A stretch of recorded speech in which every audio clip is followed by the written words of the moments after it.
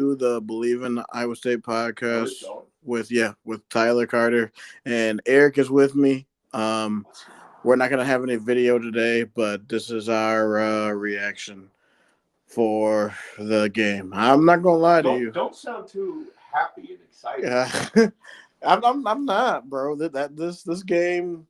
I'm not happy about this performance, man. We definitely should have played better. Eric, what are your thoughts on this, Well, man? you know, I don't want to come on here and be like it's the end of the world, it's the end of everything because, it's not. We still have, the goals that we set for ourselves, which is, if we're not talking about like those, baby goals of being the best team that you can possibly be. We're talking about actual tangible goals of going and winning the conference title, going to the playoff and competing in the playoff. Those goals are still ahead of us. If we win out, we can go to the conference championship game and hopefully we win that game and we go to don't like everybody's gonna be freaking out like, oh no, we lost the game. The college football universe is going to conspire against us and not have us go to the playoffs. Well, it's over. The winner of the Big 12 championship is going to the playoff. They have to. They absolutely have to. There might only be one team from the Big 12 that goes, but the champion will definitely go. And I don't really want to come on here real quick, and I don't really want to come on here and be like the sky is falling necessarily. I kind of want to do like a sandwich of like, here's the good stuff, here's the bad stuff. The good stuff is we have the right players. The good stuff is I believe in the coaches. And the good stuff is we're 7-1. We're not talking 4-4. This team was the team of destiny and we're 4-4 and now it's over. Like 2021 and 2022 was bad. Yeah, even last year it wasn't very good. Like this year, I'll take it. If you told me we were 7-1, and I told you, I predicted it that we would go seven wins and then lose to Texas Tech. If you would have told me that this is how it actually plays out, I'd be fine with it. Right. So. Yeah. Yeah. All that. I'm in agreement with, but man, let's just talk about this game. Enough of the niceties. Yeah. No. Let's get into this. Tell me how you really feel. Nah, bro. I'm pissed just because I as you know, I was at a wedding yesterday. I was watching this game on my phone. You were at a fall wedding. I was at a fall wedding. You have friends that decide to have fall weddings. Yeah, a fall wedding, man. During football season, man. What? Why? But you went to the wedding. And I went to the wedding. He's a good friend of mine, so I didn't want to miss it. But as I came prepared, I got YouTube TV, watching it on my screen. And wait, hold on a minute. Where did you sit in the wedding?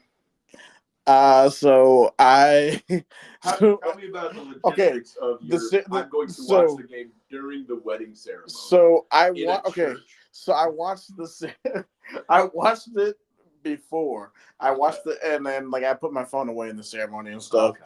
But then at the reception, after halftime, it was still the same score, and I'm like, oh, okay, we're winning now. And I had it on with me, had the sound on, driving to the reception place, and then as soon as that came on, the reception, I I had it tilted, and with no sound on, so I was fully locked in. But man, that must have been a quick ceremony. It was pretty quick. It was pretty quick, man. It started at 4 and it ended at 4:30, 4:45. So yeah, so we had a decent amount of time to get to the reception place. Elvis wedding. hey baby, you take this guy or what? No. Yeah, baby. Nah, but anyway, it's just everybody wants to go to the reception. Let's get this over. Exactly. Let's get this over with. Yeah. But man, this just game wise, we started off well. It just seemed like we had a lack of energy going into the beginning of that game, and I don't know if it's just been a bye week thing under Campbell, but it's just why do we start so slow? there's a lot of ways to describe this game. It's kind of difficult because there's so like it seems that always out of the bye week, Matt Campbell teams struggle. Mm-hmm.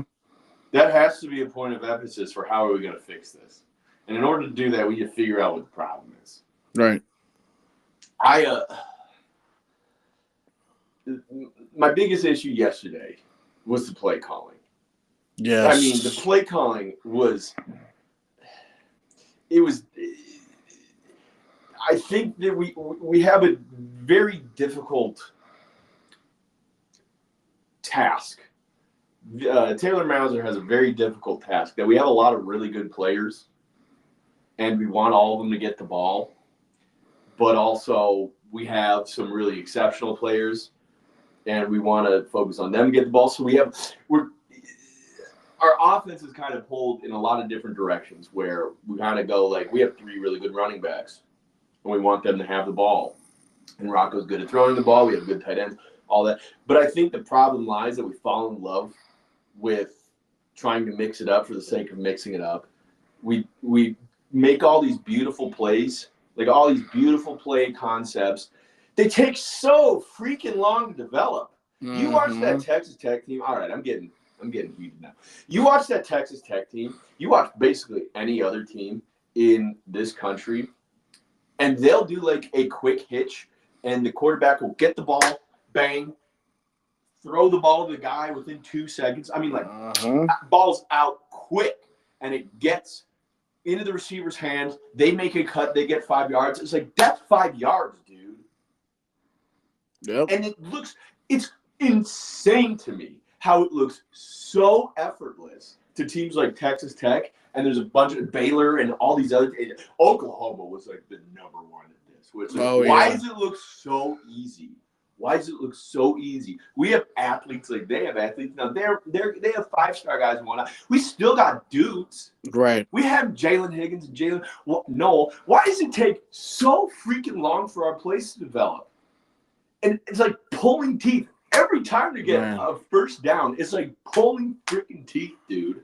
Yeah. It's like all these plays take so long to develop. Oh, we got all these beautiful play concepts. And then we'll have a play where it's a quick hitch to Jaden Higgins. He'll get the ball, he'll cut it, he'll juke out the cornerback, and he'll take it for like 15 yards. It's like, that was way easier than the other stuff that we're doing. What are we doing, dude? So it blew my mind yesterday how much we ran the ball. Like, bro, like, it worked, but like, where was the mix and the unpredictability in the play calling? Because I'm like, bro, why are we running so much? I think that I gotta put it in the perspective of like what our staff is seeing. It's got to be so difficult to know that you have, first of all, you have 3 really good running backs. Mm-hmm. We saw Jalen Jackson won us a game against Baylor. There's no doubt about that he was a big proponent to why we won that game. Carson Hansen won us the West Virginia game. He was a big proponent in the UCF game until he got hurt. Abu Samba, we've seen him do it. Also, we live in a world where guys, it's easy to transfer if they don't feel like they're getting respected. It's an impossible job to do roster management, and I mean, that's got to be in the back of your, the play caller's mind is, if I don't get it to this guy, he's going to be gone. There's got to be one thing. My advice would be, like, don't even care about that. Don't even worry about that, because just worry about winning the freaking game. You can't worry about 15 things at once. Right. And you saw it. Every single time we brought in a new running back, we would immediately hand off the ball to them. Texas Tech is not dumb. Right. They know, like, if that's a pattern that's happening in our games, they know to do that. I'm going to go on a little tangent here, and I know that I'm talking a lot. Go to any small town, Tyler. Mm-hmm. Do you know who, if you go to any small town in this state, who are the richest people in that town? Talking richest. You have a lawyer like an injury attorney. Mm-hmm. They're one of the richest. You have a doctor. They're one of the richest. And you have the garbage man, the people who own the garbage company in the town. Those are three of the richest people in the town. They do the same thing every day. The same thing every day. Now, every case for the lawyer, every case for the doctor is different, but they have a routine thing of this is how we get it done every day. It's not routine enough to where it's predictable and like, you know, working at like the local or working at on like an assembly line or anything. Uh-huh. They still have to use their brain, but it's not so creative and cute to where they have to, they're like, you know, I mean, every single restaurant in these towns, the restaurants in these towns go under all the time. Right. Because it's somebody trying to be creative with food, but the food sucks. Right. The more cute you're trying to be, you're trying to throw a waggle pass to get a touchdown on third down when you're at the 6 yard line or the 3 yard line or whatever. It's not going to work. It's too cute. You're taking away half the field. Right. I mean,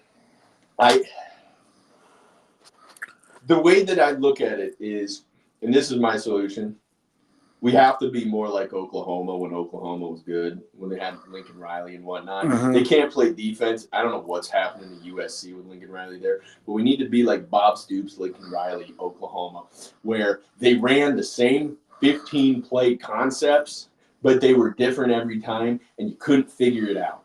And the only way that I see us to be unpredictable now that we have 4 games left, we got the dudes. We got players. We got guys who fight. We have the right team. The only way how to be unpredictable now that we have tape on us is to be unpredictable in ourselves, which means we got to do run-pass options.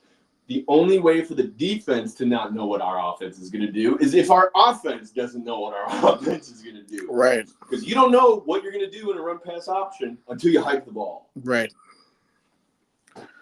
Saying anything crazy? No, you're spot on, man. Yeah, and then we had uncharacteristic penalties. That was uncharacteristic of us. We had, and I think one thing for me is just the red zone, man. We had 2 field goals when we were basically goal to go, and we couldn't punch it in. Like, it's ridiculous, man. We offensive line wise, I don't know what happened. We got to get it together though. That was probably one of the O-line's worst performances. Like, man. In the year of 2024, offensive coordinators have a heck of a job. Mm-hmm. Because it's not like defense where you like if they're running it, if the other team's running to one side where you have another guys on the other side getting mad. It's just where the play's going. They know that their team has no control. We know that if we call these such and such plays, certain guys are going to feel a certain type of way. And, you know, it's a Taylor Mauser, I will say this, Taylor Mauser is responsible for us to go 7-0. He has been a big, you know, if it was anybody else, I think we have a couple losses in there. Taylor Mauser has done a great job. He's done a great job. He's not prideful. He takes responsibility for, you know, sometimes when he makes mistakes, especially in the UCF game. That was, you know, you like to see that. I just think that yesterday was incredibly predictable. Mm-hmm. We knew exactly what was going to happen. First of all, where the heck was Carson Hansen? I was wondering the same thing because he was killing in the first half of the game. And, like, I don't know what happened in the second half. But every time he would come in, you know we're giving him the ball. And you still couldn't stop him. That's the thing. And then we would hand the ball off. He'd get a first down, and then we'd hand the ball off to him again. And then he'd get stuff with the line. And I think that the play call predictability is why it's setting yourself up to struggle, because every single defensive line that we play, it looks like we're playing the freaking Buccaneers Mm-hmm. with Warren Sapp in them. And it's because they know exactly what we're doing. I think, RPOs with potential for Rocco to run too. If we have any of those plays, we got to whip them out. I mean, we got to use him. I mean, Rocco was one of the main reasons why he almost rushed for 100 yards in the UCF game. So, I mean, we got to use everything we've got at our disposal. Is there anything else that upsets you about this game, or do you think you want to move to how do you think this offense can fix things by next week? We got to put the upset in perspective. I'm not upset like I was with Louisiana or Ohio. Oh yeah, I'll definitely. I'm upset that we're not 8-0. Yeah, definitely. I'm mostly upset because that fairy tale of undefeated everything is over. Yeah. Oh no. Yeah. Now we get down to let's actually not worry about any of that stuff. Let's just go out there and punch KU in the face. Mm-hmm. And I still am very high on this team. I still think we have a very good shot of going to the championship game. I mean, as grim as I might sound right now, at least we're not KSU. Oh man, they lost to Houston, man. Oh, yeah, man. They lost to a Houston that gave up. Oh yeah, thank goodness we're not K-State. But yeah, man, and really just that, and I'm sort of upset too because man, imagine if we would have won, we would have had 2-game lead. But hey, you know what? We gotta give what we got next week. The offense, we just gotta don't lose hope, y'all. We got everything. Like we said, we got everything in front of us. KU is gonna be tough, but I think if anything, this team, this Iowa State team is resilient, and I think they'll be locked in next week. The one thing about this team is this team knows how to fight. The team was fighting yesterday. I just think that it was just poor execution on certain aspects that really just came to bite them. Those false start penalties, hands to the face penalties, all that stuff, that really comes to bite you. It really comes to bite you when you're in a dogfight. We've seen them win fights with UCF. We've seen them win a fight with Baylor. We've seen them win a fight with Iowa. This team, if they get in a fight, they're not afraid. They're not afraid of the fight. They don't cower away. It's just yesterday, right when they scored a touchdown with 20 seconds left, it's like, okay, this is going to be really difficult to do anything. It's going to be really difficult to win this. Yeah, because usually, I'm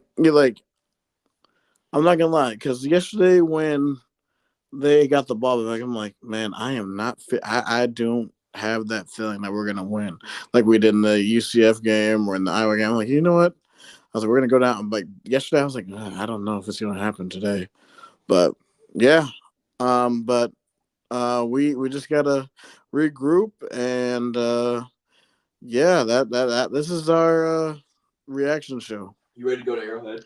Yeah, let's go to Arrowhead. Yeah, man. So me. Well, hang on.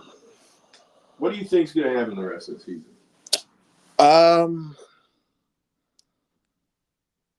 I still have high belief in this team. I think we're gonna finish 11-1. You think we're gonna finish 11-1? I think we're gonna win our last 4 games. Yeah. And we're gonna go down to Arlington. Yes, we're still back into Arlington. Do you think Texas Tech's gonna beat Colorado at home next week? No. You think Colorado's gonna win? I think Colorado's gonna win. If we win out, we're going, right? We're going, yeah. Okay. Because we still have to lose and then Colorado. We would have to lose, yeah, because even then, even if we were to lose, I think we still, because I think there's still common opponent there. The only thing that would probably have Colorado go is if they beat them and they have the tiebreaker over us over Texas Tech if they win. I think we would still. We still have a better. I don't know how it all works. Yeah. I just hope that Tech. All we can do is win the next 4 games. If we lose, we're out. Right. And we need. I'm rooting for Texas Tech next week. Yeah. To beat Colorado. Really, same. Big time. I mean, and I mean with the unpredictability of this conference, I mean, I mean, now like BYU is probably the beneficiary of it. But hey, who knows? What if they lose next week, then it's really really going to get fun and wild. So it's Losing next week. yeah. They're I not- they're mean, not gonna lose next well, I mean, look, but hey, look, that might get ugly. yeah, that might get ugly. But yeah, I'm excited for the game in Arrowhead next week. Come find me. I'll be tailgating. Sure. And you can find me at Satai Guy, and make sure to follow us on all of our social media at Believe in Our State, BLEAV, on YouTube, Twitter, Instagram, TikTok, and Facebook. Uh, and this is your host, Tyler Carter of the Believe in Iowa State podcast. Roll clones, baby. Go Cyclones. Okay. What'd you think? That was good.